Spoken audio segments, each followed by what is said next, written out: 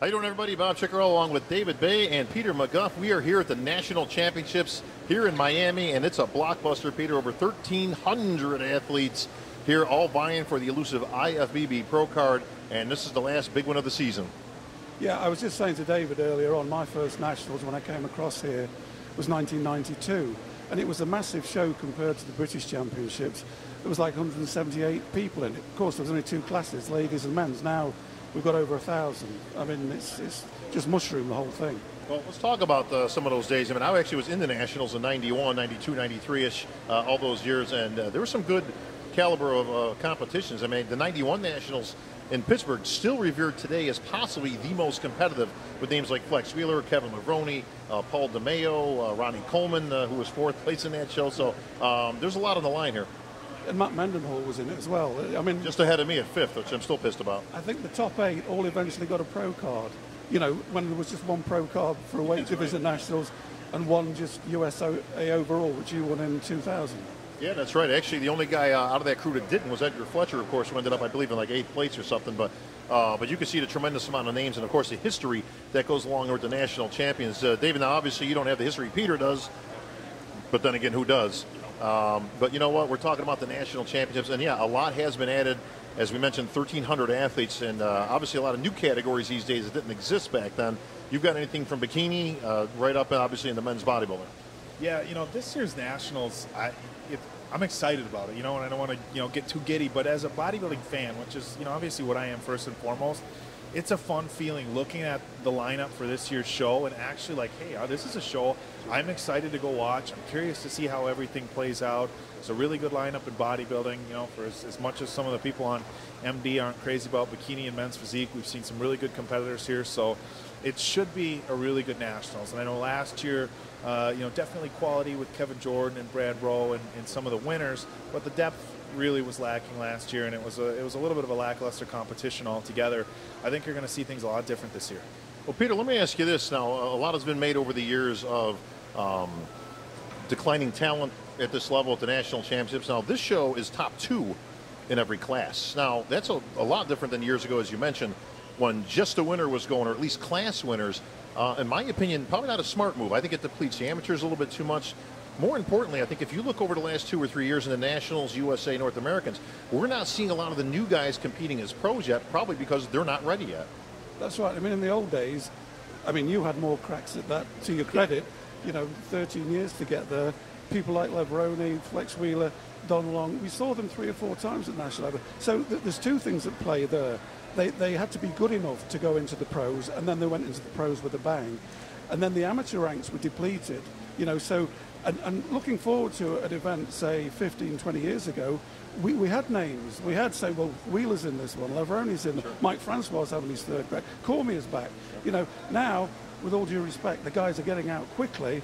I think they're overreaching themselves. They probably get disillusioned in the pros, some of them. So it's not a win-win situation. It's the opposite way around for me. Well, a guy like Adelis McCarver, you know, we're not, you know, Nick Trigg, you know, just won the USA. We're not seeing these guys immediately on a pro stage, nor, and my suggestion, they should be, because quite frankly, a lot of them are not ready to step on a pro stage. So I'm not so sure if that's really the best scenario, but it is what it is. I mean, these guys are dealing with present day. You know, this ain't 20 years ago. So, you know, on that note, you know, they're all vying for that pro card. But David, you've got some new names obviously into the mix. Michael Lockett, I know you mentioned earlier. Now that's a name that a lot of you guys will remember from a couple of years ago.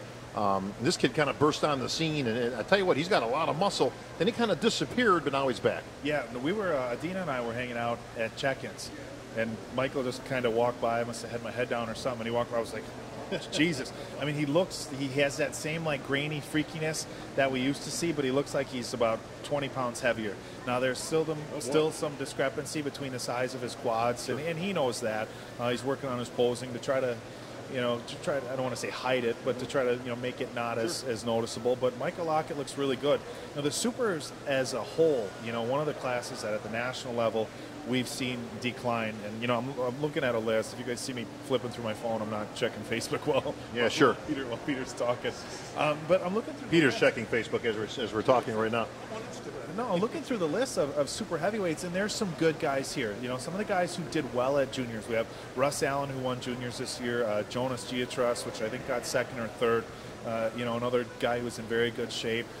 Ambrose Middleton, who did well here last year. Blair Moan is here. Blair, you know, Blair's been a perennial top 10 guy. His last showing, I think it was the USA or maybe Nationals last year, he was way off. We saw him at weigh-ins.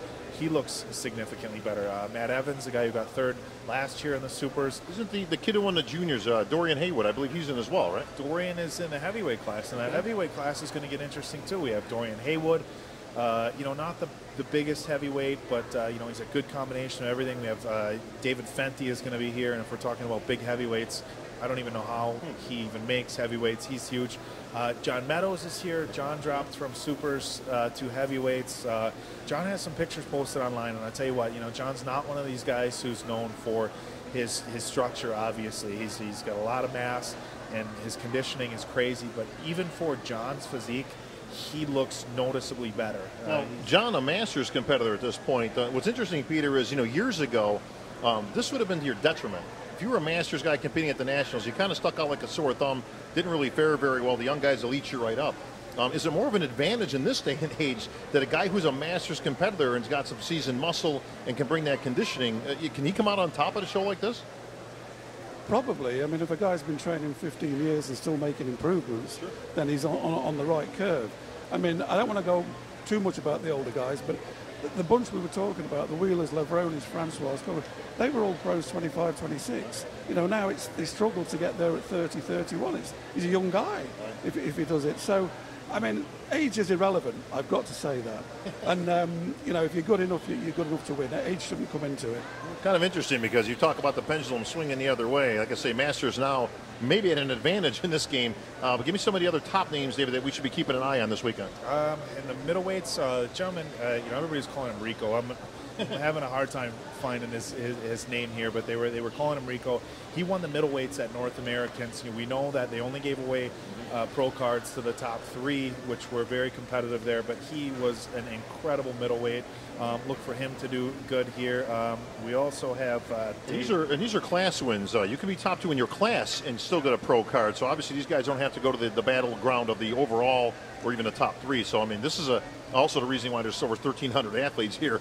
If you're going to get it done, this is kind of the place to get it done. Yeah, no, and it'll be really interesting. There's a lot of big names. You know, if we're looking in that middleweight class, David Paterick, another guy in incredible conditioning.